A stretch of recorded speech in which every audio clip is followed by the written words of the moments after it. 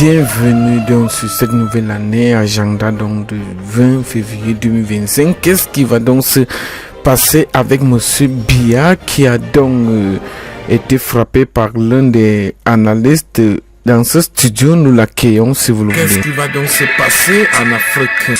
Bienvenue chers abonnés, nous sommes là pour l'agenda des infos. Bienvenue sur cette chaîne de l'un des créateurs de contenu d'Anemic. Nous sommes avec vous, madame et monsieur.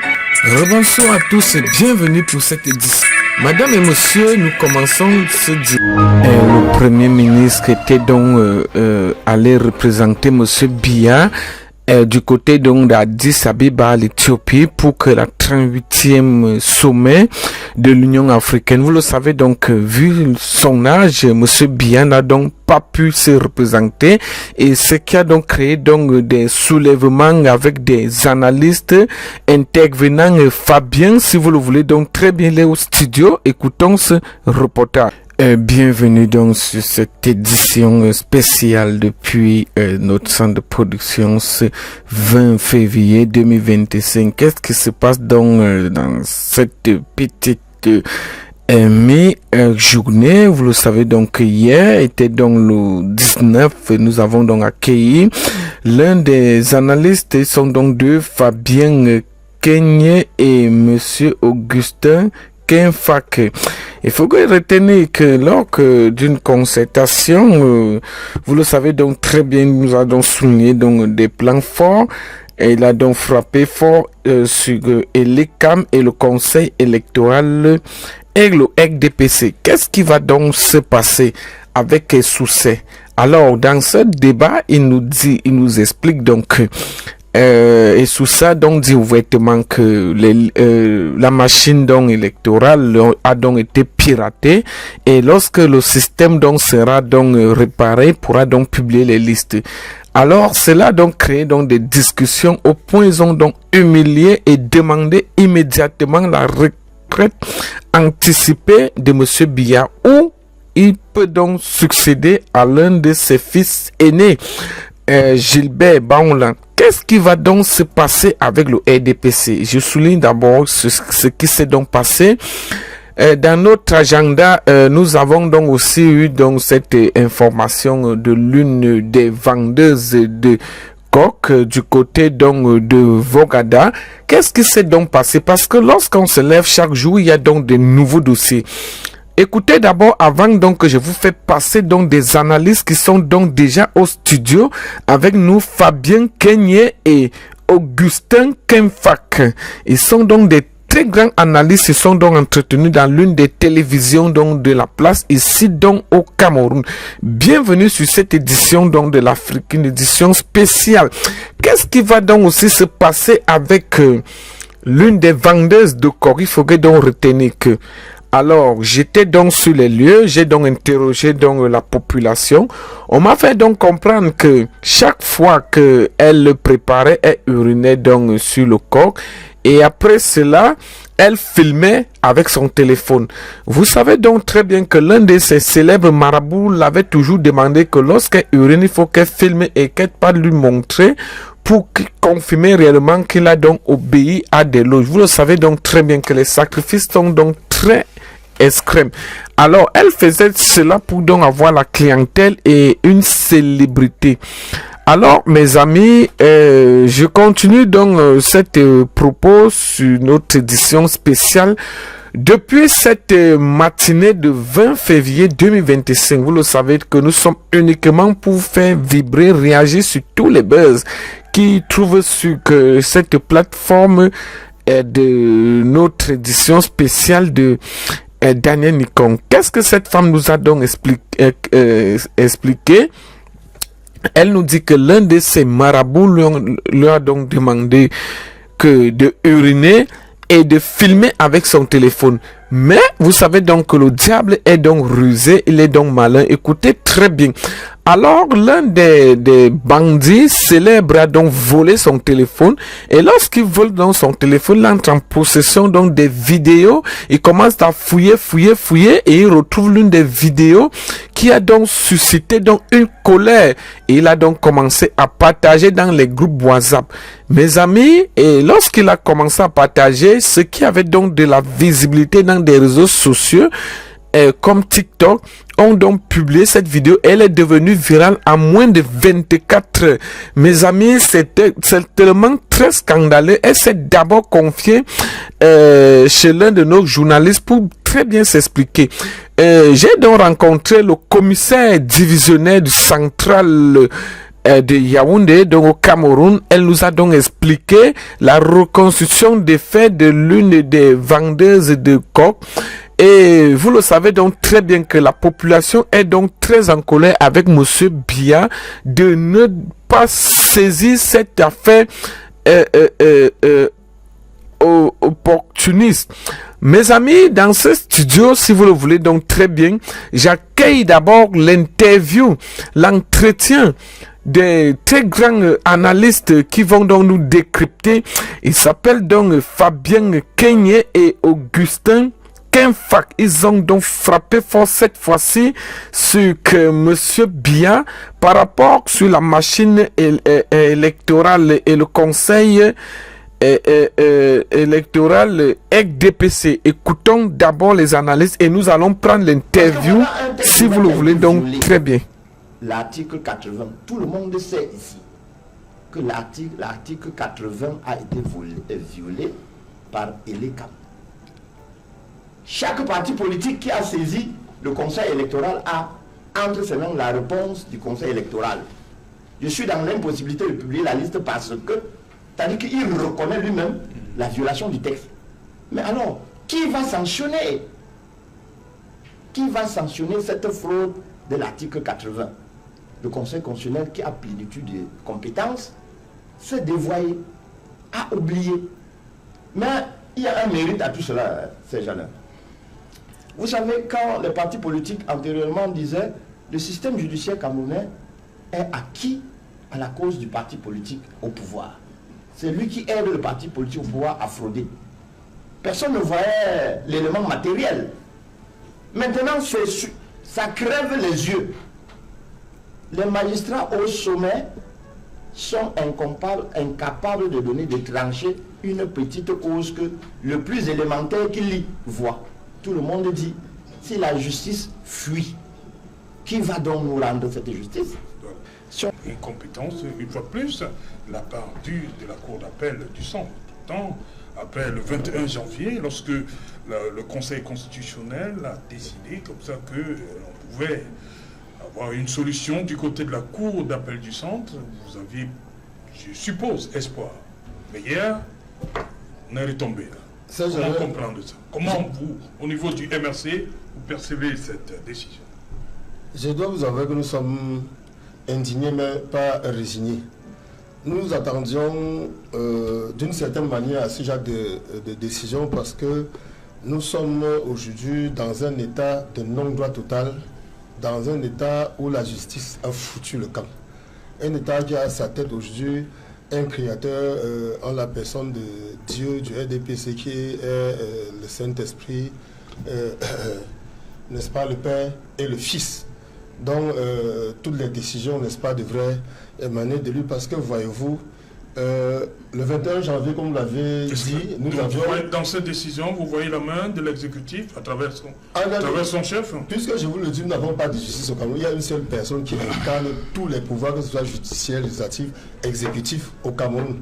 C'est d'autant plus que, Serge, allez vous imaginez, que ce soit au niveau de quelques institutions électorales, judiciaires, que ce soit, n'est-ce pas, ce sont les émanations, les créateurs. Moi, je le dis, je pèse bien, c'est les créatures, je pèse bien le mot, n'est-ce pas, du Père Dieu, président du NDPC, qui régule tout, qui désigne qui il veut.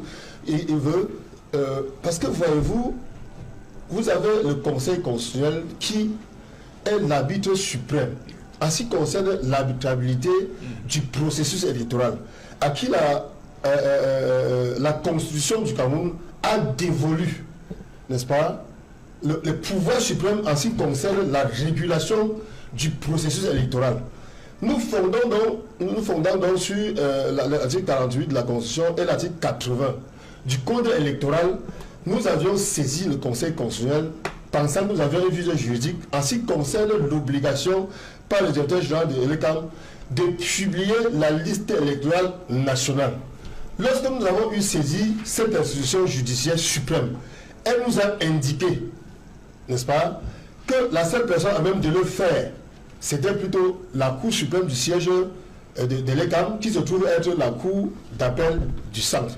Au moment où il le dit, il a laissé l'article 80 du Code électoral qui lui confère plénitude de compétences pour le faire. Il nous renvoie plutôt à l'article 81, n'est-ce pas? Vous savez, il est parfois reproché au professeur Boris Kamto, le président élu, d'avoir dit que lorsque les décisions de la Cour suprême sont des dogmes. Quand il le disait, Sébastien pensait, parce que sous d'autres cieux, quand le Conseil constitutionnel a eu décidé, il s'agit vraiment des dogmes contre lesquels toute personne, toute institution judiciaire doit se plier, même le président de la République, même toutes les autres institutions, même tous les autres pouvoirs.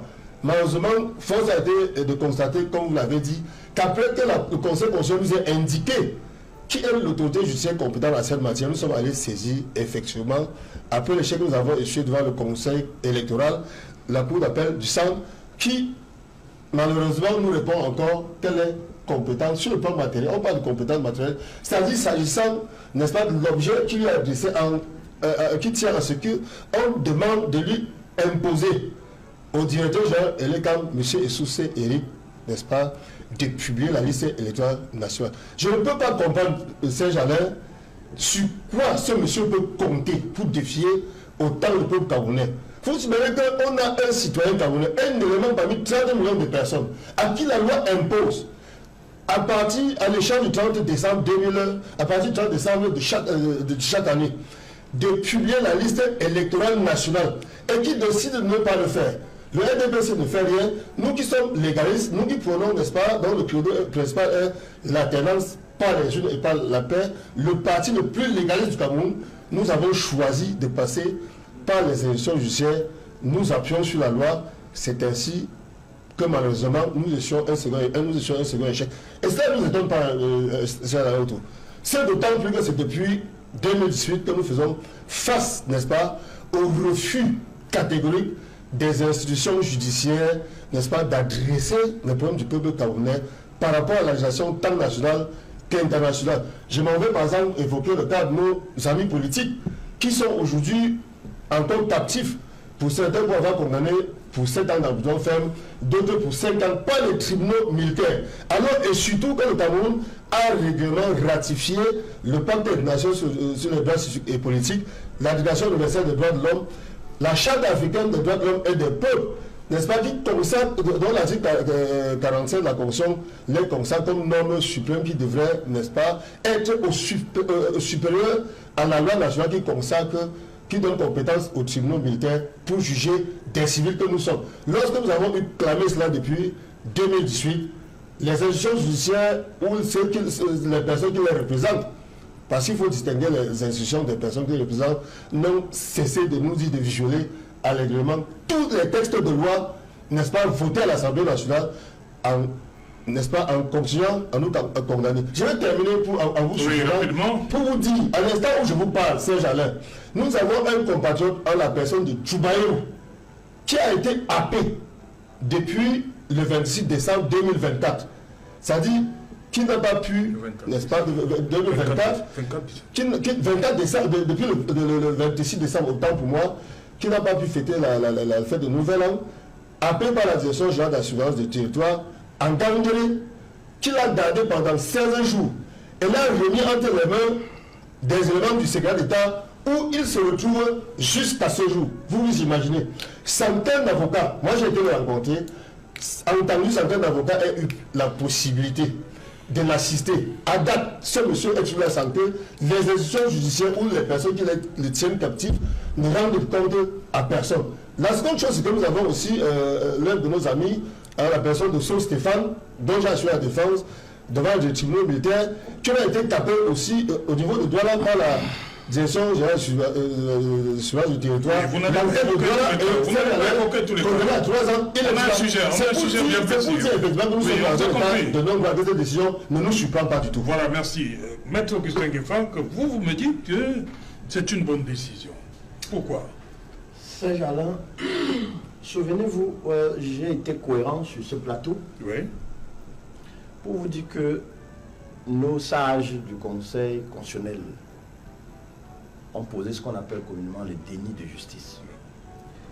Et ils doivent avoir le courage d'assumer que le petit juge leur ait renvoyé la patate chaude en bonne et due forme. Vous parlez du juge Schlick. Voilà.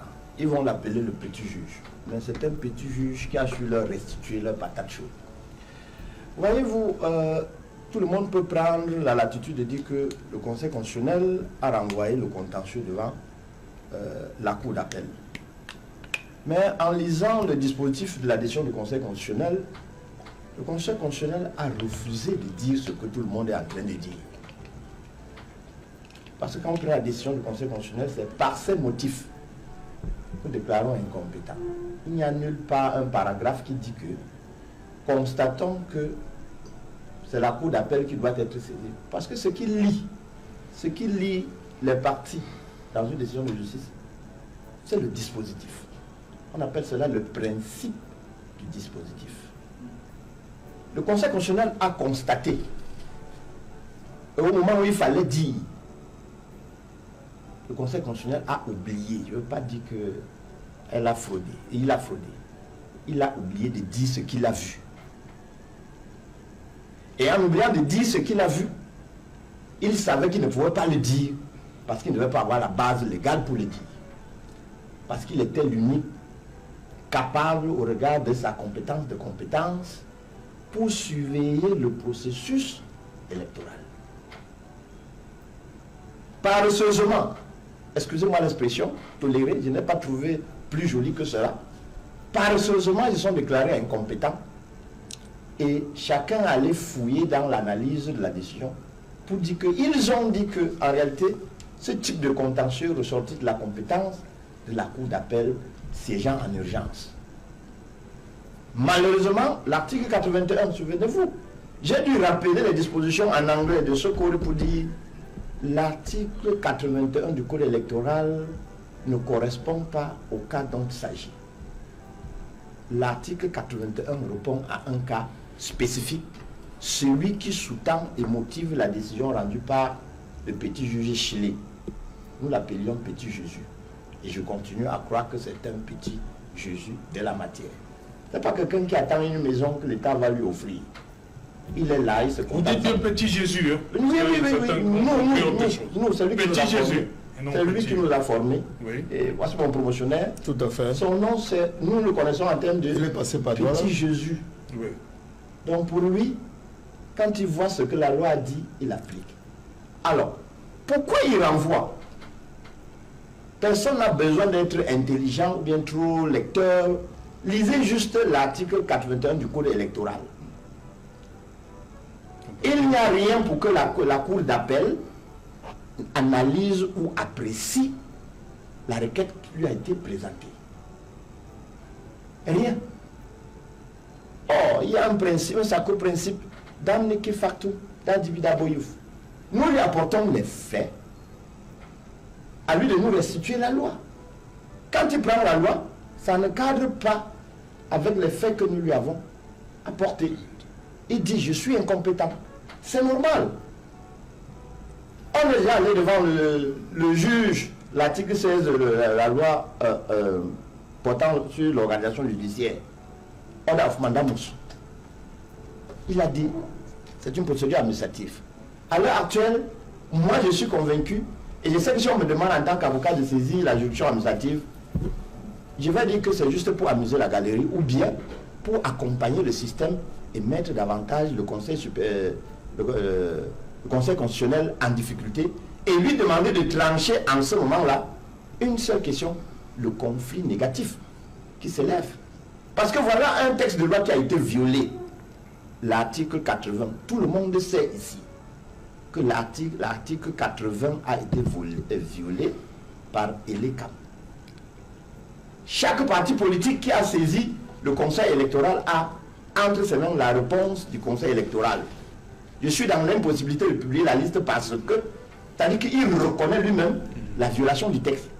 Mais alors, qui va sanctionner? Qui va sanctionner cette fraude de l'article 80?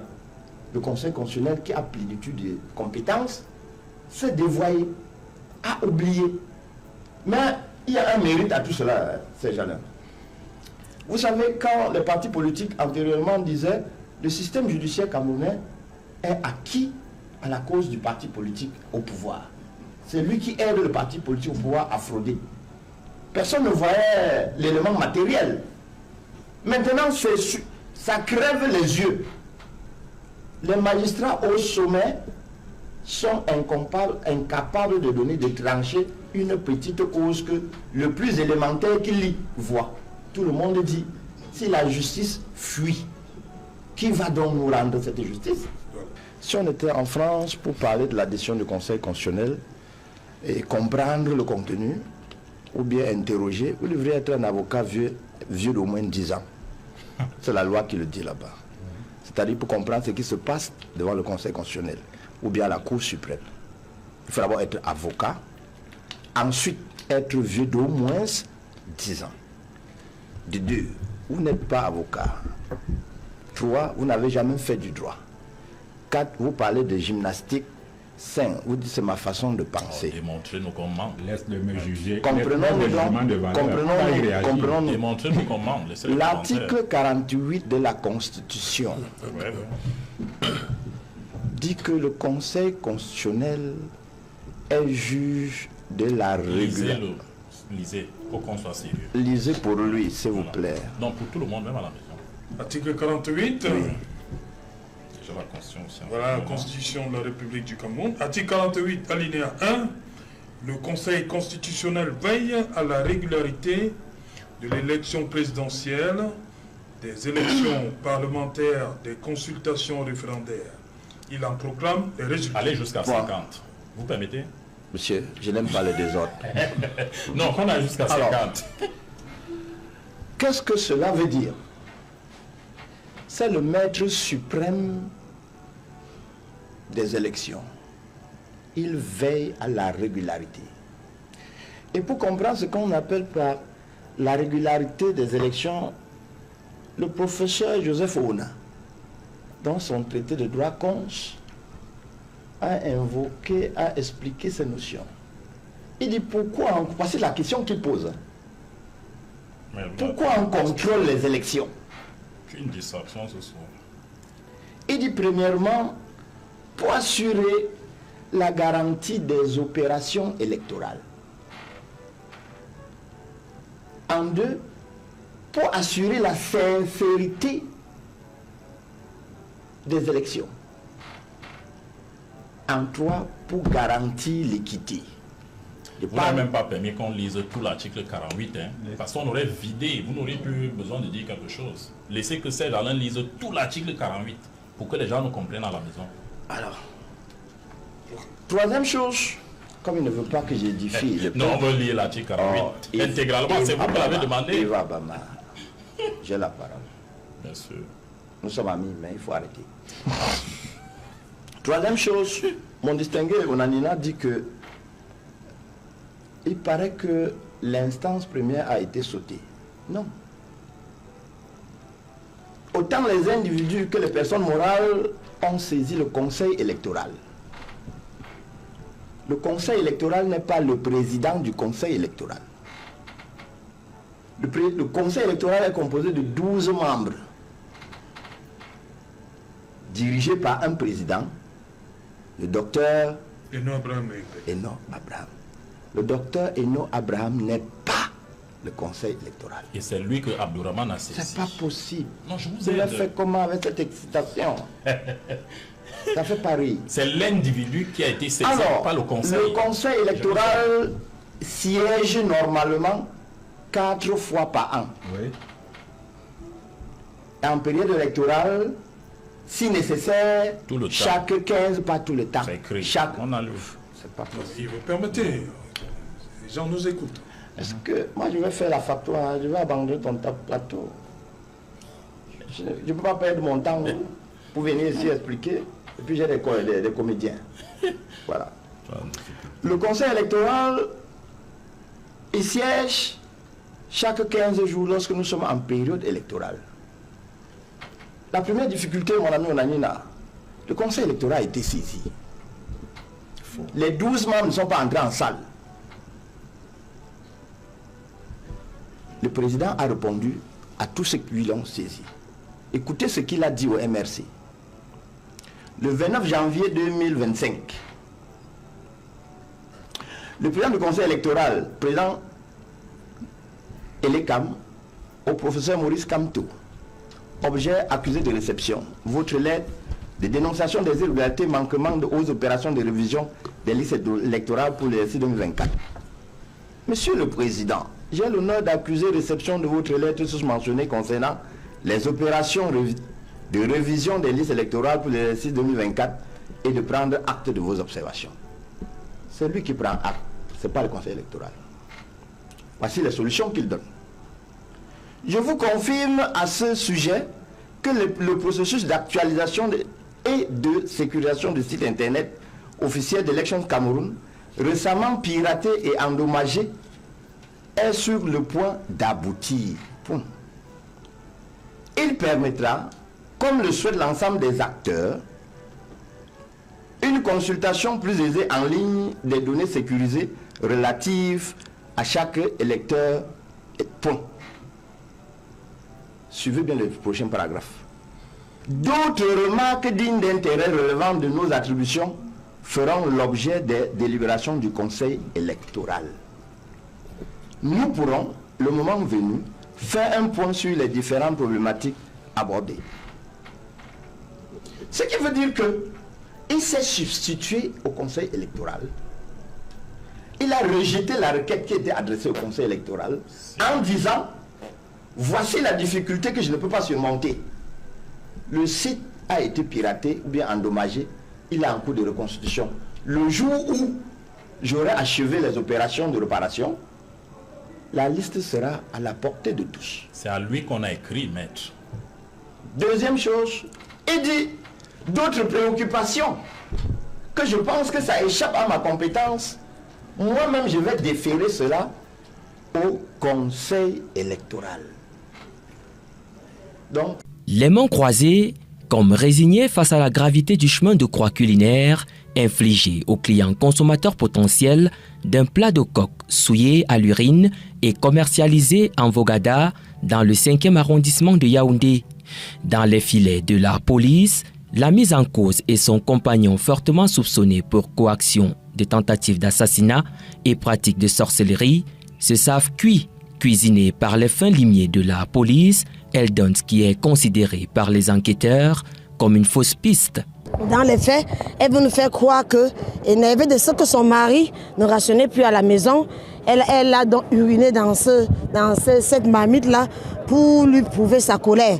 Ce n'est pas logique et ça ne tient pas. Les forces de sécurité penchent plutôt pour des pratiques occultes aux fins d'accroître les ventes. Nous arrivons à la conclusion qu'elle fait partie de ceux qui pensent que pour accroître leur capital, il faut utiliser tous les moyens, même des pratiques de sorcellerie. La présentation de ce couple de chimistes d'un autre genre ce 18 février va se transformer en un film projeté sur l'écran géant de cette rue du quartier Vogada dont la circulation est interrompue. Certaines clientes vont confronter en larmes le couple uni pour le pire. Le dispositif robuste de la police dissuade la population sortie en masse pour crier sa rage. Oui, et je suis vraiment fâchée. Lorsque je l'ai alors vu sortir là-bas, j'ai dit, mais ça c'est quoi? Une rage est venue en moi, l'envie de la gifler. C'est un ressenti, ces problèmes de mal de ventre quand je mangeais chez elle. Donc le mal vient d'elle. Le bailleur du lieu où était situé le petit resto, saccagé depuis la survenue des faits, révèle des découvertes donnant à réfléchir. Quand on a cassé, on a vu au moins 7 bouteilles de réacteurs avec les urines dans les alvéoles de fruits avec les sels. Vous avez donc suivi cette édition spéciale depuis ce centre de production. Nous accueillons. Qu'est-ce qui se passe donc avec des squelettes qu'on a donc trouvés? Dans ce studio, je vais donc accueillir l'un des intervenants qui va donc nous expliquer. Et suite à cela, l'un des... Joseph Abena ne s'est pas encore remis du traumatisme qu'il a subi le 13 février dernier, alors qu'il s'était rendu au village Mbébé dans la région du Sud pour enquêter sur les activités agricoles de Tony Obambikwe, cité en exemple par le président de la République lors de son discours le 10 février 2025. Le correspondant régional d'Equinox Télévision et de la Nouvelle Expression a été violemment agressé par des individus qui, manifestement, avaient des choses à cacher.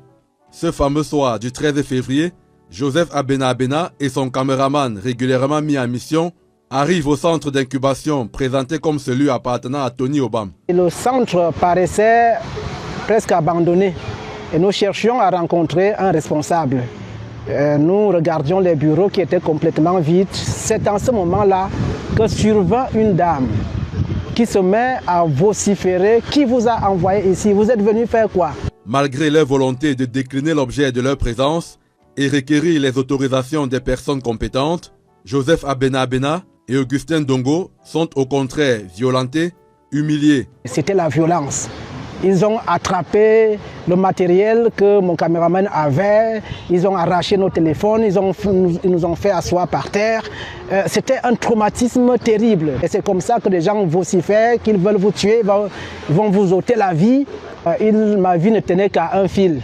Bilan, ordinateur endommagé, téléphone portable arraché, confisqué et plusieurs fonctions désactivées. Assaillis de toutes parts, les victimes sont sauvées de justesse par l'inspiration d'un riverain qui trouve une astuce pour mettre fin à leur calvaire. Mais mon caméraman voulait protéger les appareils, ils ont arraché de force jusqu'à le propulser au sol. C'est grâce à notre citoyen qui est venu et qui a demandé qu'on aille chez le chef de village où nous pouvons sortir des griffes de ces badauds. Je ne sais pas encore si je suis en bonne santé. Des examens approfondis détermineront si Joseph Abena et Augustin Dongo ne gardent pas des séquelles de cette agression. Le syndicat national des journalistes du Cameroun, pour sa part, condamne énergiquement ces atteintes graves à la liberté de la presse et appelle les autorités à prendre leurs responsabilités afin que les auteurs de cette agression soient identifiés à Equinox Télévision. Il s'est donc entretenu avec nous.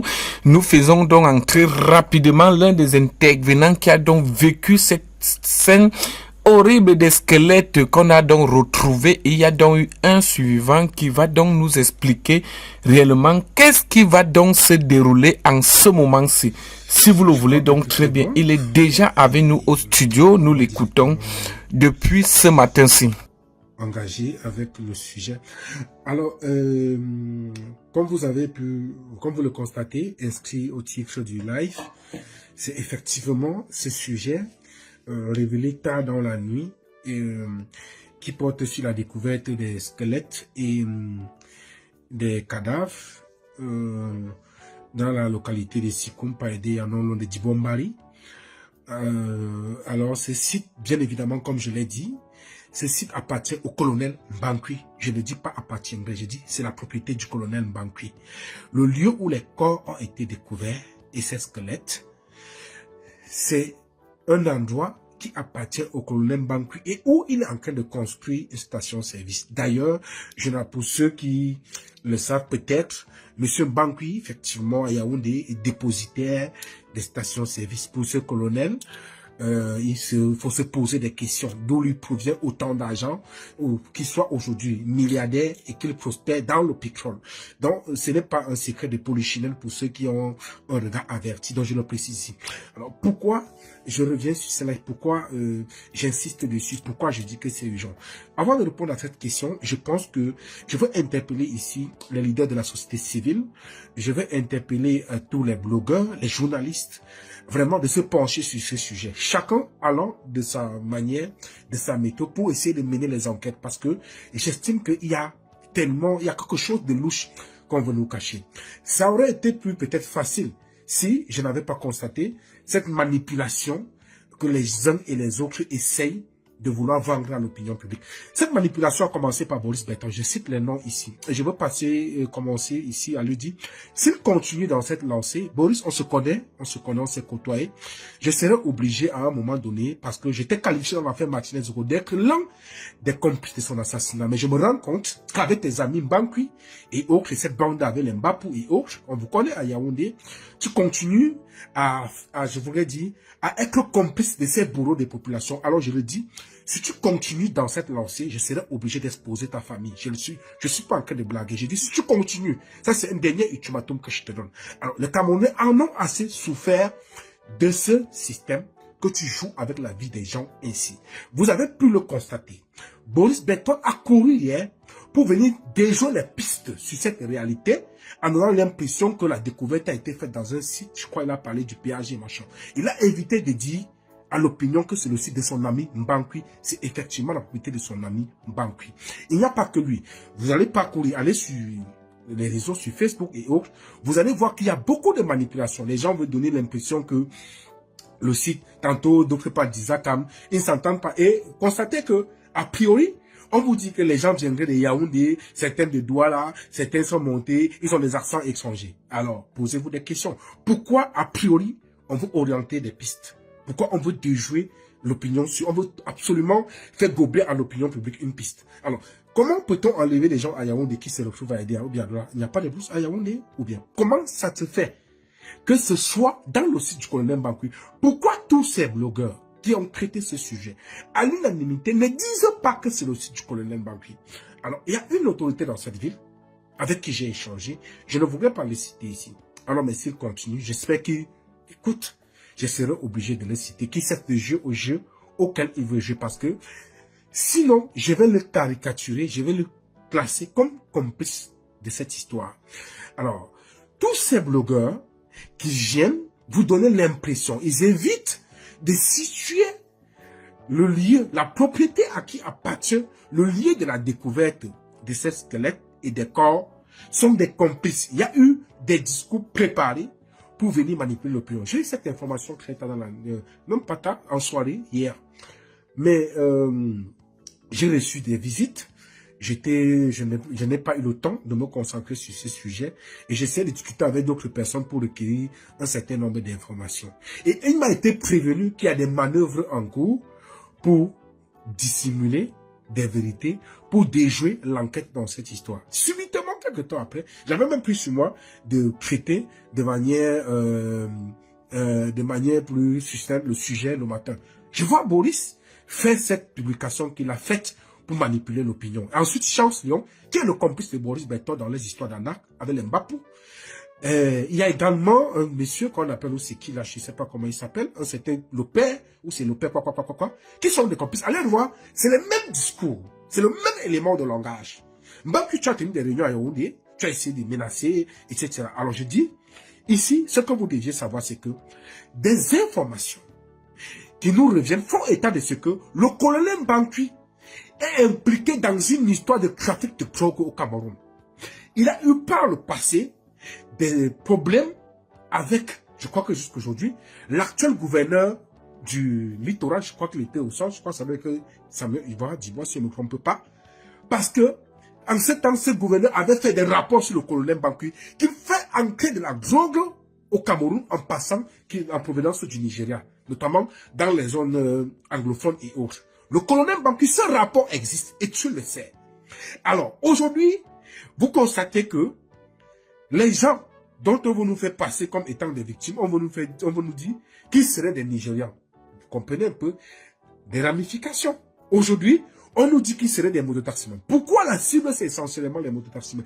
Si des gens ont décidé, par exemple, d'enlever des personnes ou bien de procéder à des, je sais pas, des trafics et autres, pourquoi il a essentiellement des personnes qui sont des cibles, sont essentiellement certains mototaximens? Ce que vous ne savez pas, c'est que je me réfère ici à une information que Georges Gilbert Baola m'avait donnée en prison en 2018, lorsque nous y étions, parce que en 2019, autant pour moi, parce que j'avais été arrêté le 28 mai 2019 et Baola le 29 mai. Nous avons séjourné ensemble dans la cellule, comment on appelle ça, de la police judiciaire de Yaoundé, avant de se retrouver à la prison centrale de Kondengi. Et plus tard, j'ai été enlevé de là pour la prison principale. Bala m'avait effectivement dit que Amougou Belinga et certains hauts responsables de l'armée ont des mototaximens dans des villes du Cameroun. Qui opèrent. Il m'avait donné une expression, je crois que j'ai oublié, il y a une expression qu'il avait employée, j'ai oublié cette expression-là. Alors, c'est des gars qui font des métiers de mototaximens et qu'ils essayent de travailler pour ces gens-là. C'est-à-dire, ils font dans la filature. Je ne vous apprends pas que Brian Fomba, on vous a fait savoir qu'il a été filé par des motomanes et tout ça. Et finalement, on lui a ôté la vie. Et donc, le passe-don, ce sont des passerelles pour faciliter la vente de ces drogues-là. Alors, du coup, on constate donc que tous ces ensembles de jeunes, toutes ces personnes dont on a cité, vous avez vu peut-être la vidéo. Malheureusement, je n'ai pas pu la publier. Ceux qui sont sur le canal Telegram ont pu voir ces vidéos parce que pour éviter des sanctions et pour des raisons de pudeur, j'ai évité de les mettre parce qu'il y a des cadavres qui jonchent le sol. Et il y a aussi ce survivant qui aujourd'hui subit des menaces. Il faut le dire ainsi. Alors, maintenant, c'est quoi? Le but est essentiellement de déjouer l'attention de l'opinion et ne pas donner le lieu exact ou le site à qui appartient le site où ces gens ont été découverts. Or, c'est le site du colonel Bakri. Il y a des autorités déjà à Elia qui subissent, même des personnes en charge de l'enquête. Alors, si le gouvernement camerounais, malheureusement, je doute fort, a vraiment la volonté de faire la lumière sur cette histoire, commencer par, comment je vais dire, retirer le dossier d'enquête aux éléments de la gendarmerie qui sont sur cette piste aujourd'hui. C'est malheureux. Parce que ces gens sont en train de tout faire pour dissimuler la vérité dans cette histoire. Même des autorités. Je garde encore le nom de cette autorité, il doit certainement montante. Je ne vais pas le citer ici pour le moment pour des raisons personnelles. Alors, donc, ce que vous pouvez donc comprendre, c'est que en réalité, ce site appartient au colonel Bakri. Pourquoi on veut absolument nous occulter le fait que ce site soit la propriété du colonel Bakri? Pourquoi le colonel Bakri essaie de mettre les gens à contribution pour venir déjouer, pour éviter de dire que ce site lui appartient? J'entends les gens dire que peut-être que ces journalistes et autres évitent et lancent d'alerte, évitent de donner le sympathisme patron. Non, mais j'ai comme l'impression que vous êtes peut-être amnésique. Réveillez-vous à un moment donné. Je ne vous apprends pas ici que Boris Benton, c'est l'ami intime du colonel Bakri. Ils ont eu des échanges téléphoniques qui ont fuité sur des sujets d'argent où ils raquettaient certaines victimes au Cameroun. Également, même dans l'affaire Parfait Bas pour le sulfureux, pour dans l'affaire du Congrès Amiral Foura, le nom de Boris Benton et Pax Nouma sont sortis. Je vous l'ai dit, Nouma m'a appelé, je ne lui prends plus au téléphone, il sait que je ne lui prendrai plus jamais au téléphone. Et c'est comme ça que je suis. Je coupe du coup les ponts avec des personnes qui deviennent automatiquement suspectes et dangereuses à mon égard. Je ne lui prendrai plus jamais. Il m'a appelé ce jour, je n'ai pas décroché sciemment. Je suis désolé, chacun peut se faire sa propre opinion, mais à un moment donné, il faudrait que ça cesse. Parce que les populations, les Camerounais, si le diable par là, que les Camerounais sont tellement victimes que je me demande où certains tirent le courage de faire des acquaintances, des amitiés, des liaisons avec des tortionnaires pour venir livrer la population camerounaise à ce fait. Dois-je vous apprendre ici que le colonel Bakri a plusieurs fois été impliqué et cité dans des histoires de torture et de meurtre, autant pour moi. À Douala, Bakri, qui jadis était un anonyme, a été connu, soit a été révélé à l'opinion publique suite à une affaire de Mapuro qu'il avait tué à bout portant ces jeunes officiers qu'il suspectait de flirter ou d'avoir d'enquêter certaines relations avec sa femme.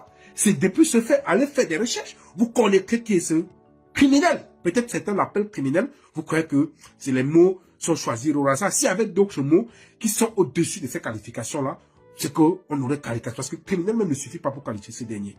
C'est pas moi qui vous apprendre cela. Dois-je vous apprendre que ce même Bakri est celui qui a fait torturer Sébastien Ibala dans son bureau, le fait filmer et publier sur les réseaux sociaux sans que cela sans qu'il ne soit ébranlé et sans que cela n'émeuve personne. Dois-je vous apprendre cela? Dois-je encore vous dire ici que ce même colonel Bakri est celui qui a fait torturer Michel Bienton dans ses bureaux? Je me souviens, Excusez-moi un peu, je ne suis pas en santé, je vous ai prévenu tout à l'heure.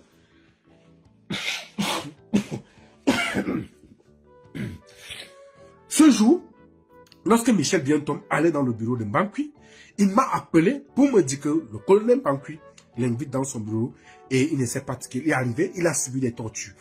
Est-ce que je vais encore vous expliquer ici que ce même Mbankwi a torturé Fridolin-Ké dans son bureau. Fridolin-Ké qui subitement est devenu son ami. Comprenez, je me demande parfois ce que les Camerounais consomment pour être aussi exceptionnel. Je me questionne parfois, je me dis, qu'est-ce qui se passe dans ce pays parce que je n'arrive pas à comprendre que aujourd'hui, des personnes se trouvent en train de rire, de rigoler, de plaisanter avec leur bourreau d'hier. C'est ineffable. Je me demande bien s'il faut faire des recherches sur l'espèce camerounaise parce que j'avoue que j'en perds au latin. Je ne me retrouve pas, je me questionne. Alors, vous confirmez également avec moi ici que dans la récente actualité qui a fait circuler, qui a même fait que le Cameroun fasse l'objet d'une enquête et d'un rapport à la Commission des Nations Unies sur les tortures, le Cameroun a été classé, je crois, 6e pays dans le monde entier où on torture plus des gens. Parce que, compte tenu également, en dehors de ce que j'ai subi. Ce même Mbankwi, tu m'avais appelé une fois au Cameroun. Tu as essayé de me menacer. Je crois que ce temps-là, tu étais aux États-Unis. Tu as essayé de me menacer.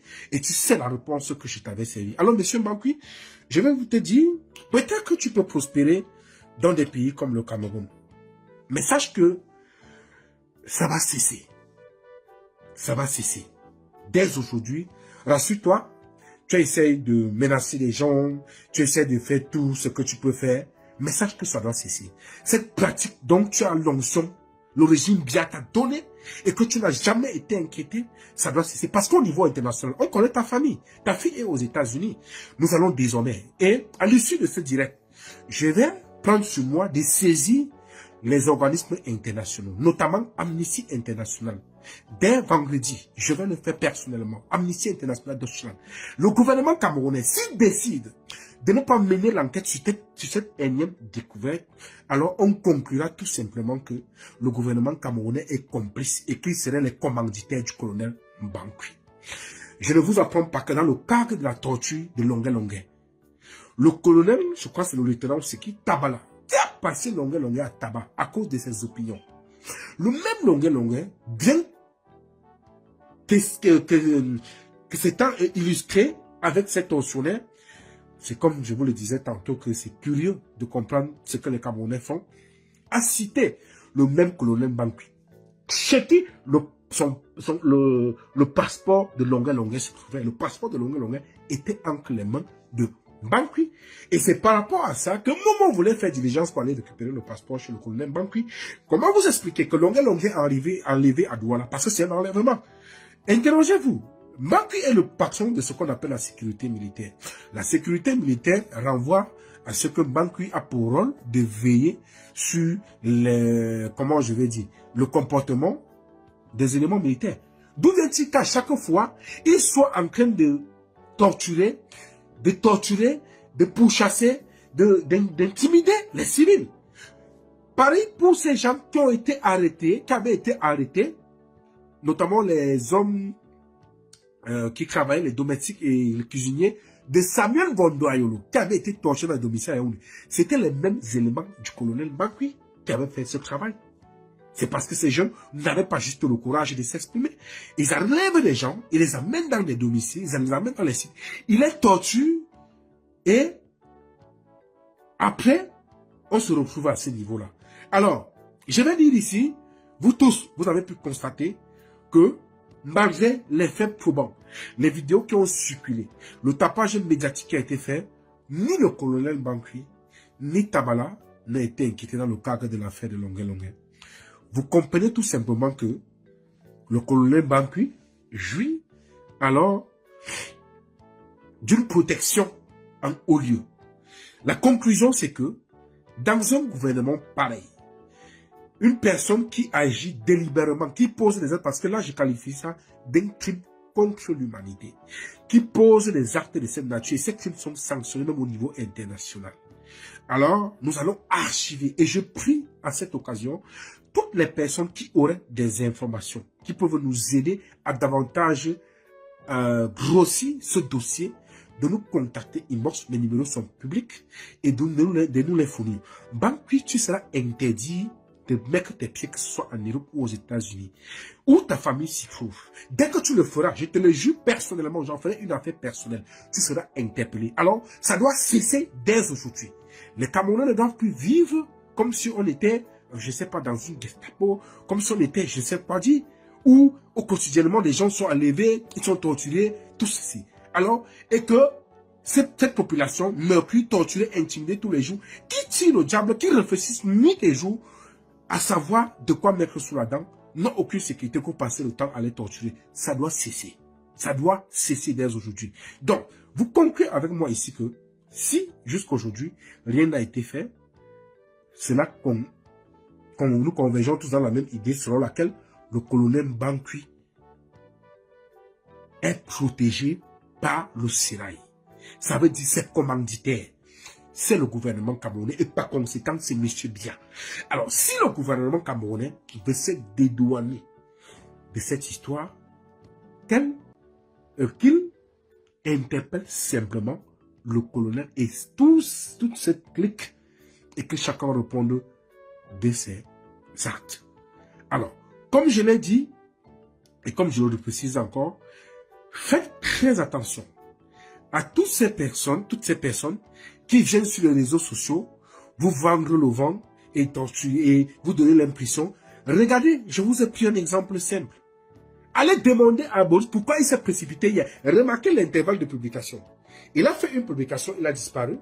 Il apparaît vers 22 h, quelques temps après, pour faire rapidement cette publication. Parce que l'enjeu était de déjouer les pistes. Alors vous comprenez que même sur la toile, ces personnes qui veulent vous donner l'impression qu'ils sont là pour défendre les causes des laissés pour compte sont en réalité des complices de ces tortionnaires, des complices de ces assassins qui viennent en fait faire la surenchère et se vendre au sein de l'opinion, alors qu'en réalité, ils font un travail de sape en aval et exposent davantage l'opinion publique. Je ne vais pas vous dire que c'est même Boris. Vous avez fait croire que Martinez Zogo avait simulé son enlèvement. Vous voyez que dans les histoires de crimes, ces derniers, depuis un certain temps, je vois le jeu auquel il joue.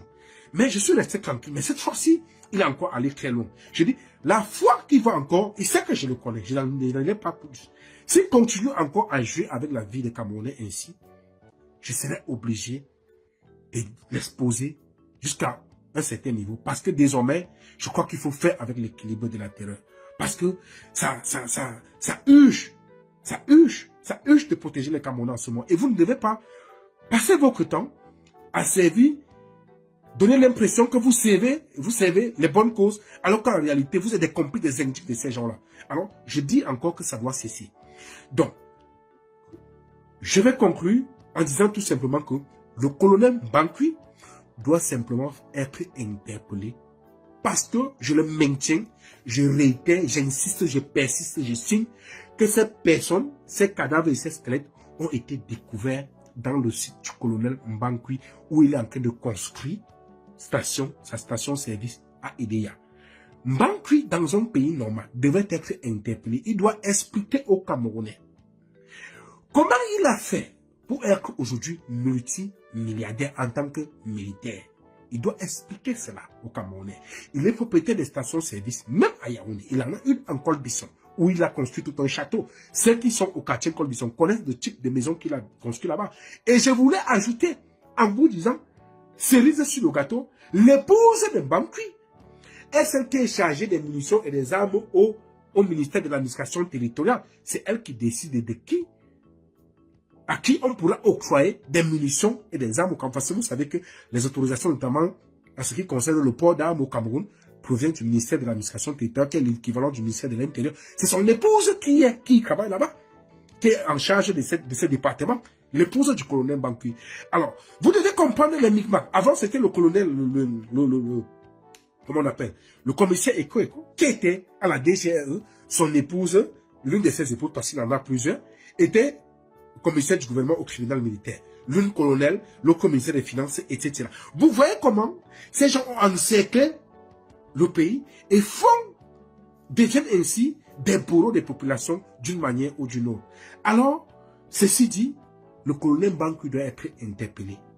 Parce que les différents, comment je vais dire, les différents essais, tentations qui visent à déjouer, à exclure, à éviter de dire que ce site ne lui appartient pas, pose question.